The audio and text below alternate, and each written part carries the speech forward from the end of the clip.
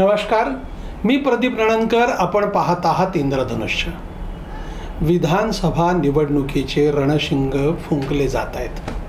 अजून विधानसभा निवडणुकीच्या घोषणा झालेल्या नाही आहे महाराष्ट्राची, पण सगळ्याच पक्षांनी तयारी सुरू केली आहे.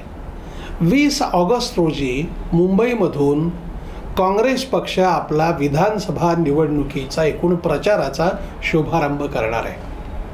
पण आजच लातूरमध्ये लातूर विभागातील म्हणजे लातूर, धाराशिव आणि बीड या 3 जिल्ह्याच्या निवडणुका संबंधातली एक आढावा बैठक आयोजित करण्यात होती.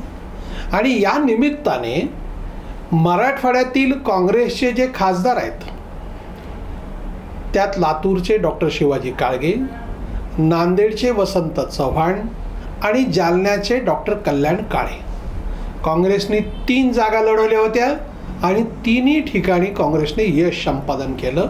100% यश. या सगळ्यांच्या सत्काराचा कार्यक्रम आयोजित करण्यात आला होता. अतिशय जंगी सत्कार झाला. या सत्कारामध्ये बघा, विधानसभा निवडणुकीची अधिकृत घोषणा म्हणजे काँग्रेस पक्षाच्या प्रचाराची ती 20 तारखेला होणार आहे, राजीव गांधींच्या पुण्यतिथी निमित्ताने. पण लातूरमध्ये या सत्काराच्या प्रसंगी सगळ्या व्यासपीठावरील मंडळी तर कोण कोण होती? रमेश चन्नीथिला हे महाराष्ट्राचे काँग्रेसचे प्रभारी, त्याच्यानंतर प्रदेशाध्यक्ष नाना पटोले, विधानसभेतील विरोधी पक्षनेते विजय वडेट्टीवार, गटनेते बाळासाहेब थोरात, विधान परिषदेतील गटनेते सतेज पाटील, 3ही खासदार आमदार अमित देशमुख, आमदार धीरज देशमुख, मधुकरराव चव्हाण आमदार, माजी आमदार दिलीपराव देशमुख, अशी सगळी मंडळी व्यासपीठावर उपस्थित होती. आणि या सगळ्यांनी शंखनाद केला. कार्यक्रमाची सुरुवातच शंखनादाने झाली. आता शंखनाद हे आपल्याकडे प्राचीन काळात म्हणजे अगदी रामायण महाभारतामध्ये युद्धाचा पुकार करण्यासाठी वापरलं जाणारा हा शंखनाद होता. पद्धत होती ती. सुरुवात, युद्धाला सुरुवात की शंख वाजला जायचा. आता हे दुसरं काय माहिती आहे का?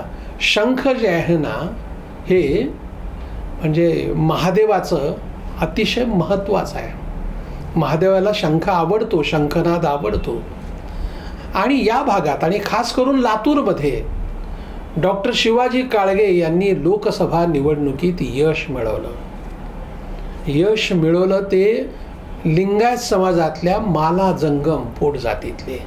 आणि मग लिंगायत समाजाचं पण दैवत हे महादेव, शिव, त्याचा पण संदर्भ आहे. आणि कदाचित विधानसभा निवडणुकीमध्ये लिंगायत विषय पुन्हा डोकं वर काढेल हे सगळं लक्षात घेऊन अगदी ब्रॉडर व्ह्यूमध्ये शंखनाद करण्यात आला आहे. त्याच्या वेगवेगळ्या प्रतिक्रिया आहेत. आता या निवडणुकीच्या निमित्ताने जी होऊ घातलेली आहे, अमित देशमुखांनी आपल्या प्रास्ताविकामध्ये सत्ताधाऱ्यावर सडकून टीका करत ते असं म्हणाले की सगळी घरं फोडली हो म्हणे.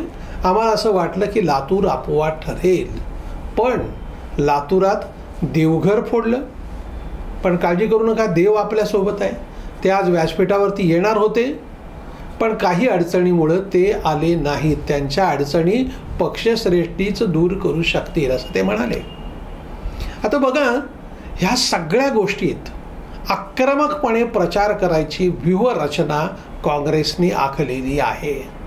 ते आपण डिफेन्सवर यायचंच नाही. लोकसभा निवडणुकीमध्ये देखील महाविकास आघाडी अतिशय आक्रमकपणे प्रचारात होती आणि तीच भूमिका विधानसभा निवडणूक जाहीर होण्यापूर्वीपासूनच महाविकास आघाडीतल्या घटक पक्षांनी घेतली आहे. आणि या सभेमध्ये जी भाषणं झाली, रमेश चन्नीथिला काय म्हणाले? मुळात आता मराठवाड्यात काँग्रेसला आव्हान देऊ शकेल असा पक्ष शिल्लक नाही, कारण आम्ही 100% यश मिळवलं आहे लोकसभेला आणि विधानसभेला देखील असंच करू.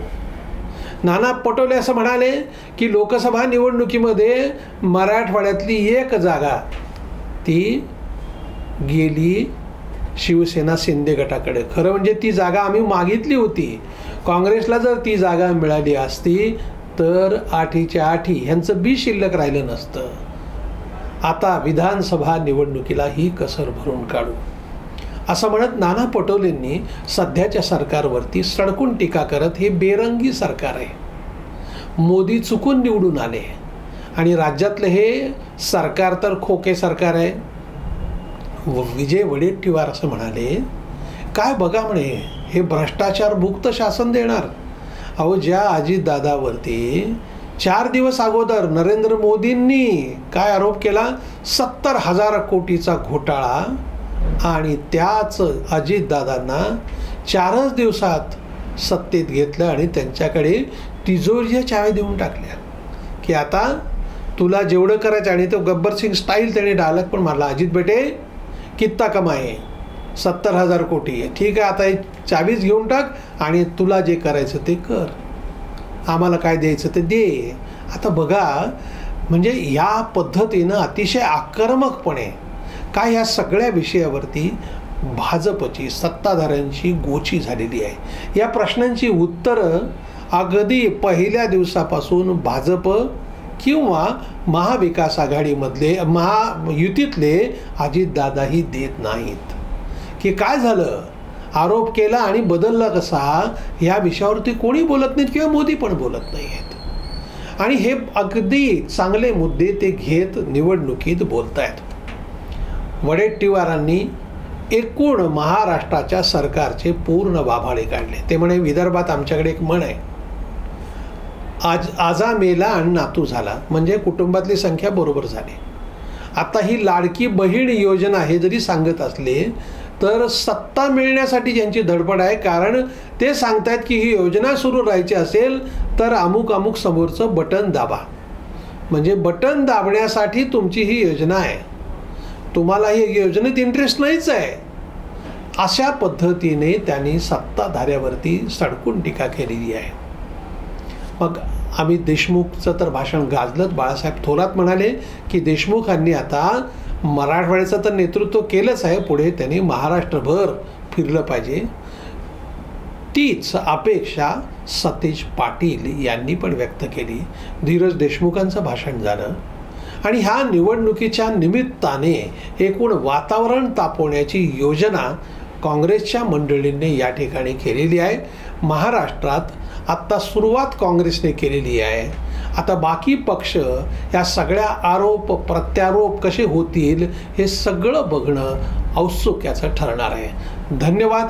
आपल्याला हा जर व्हिडिओ आवडला असेल तर तो लाईक करा, फॉरवर्ड करा व सबस्क्राईब करा.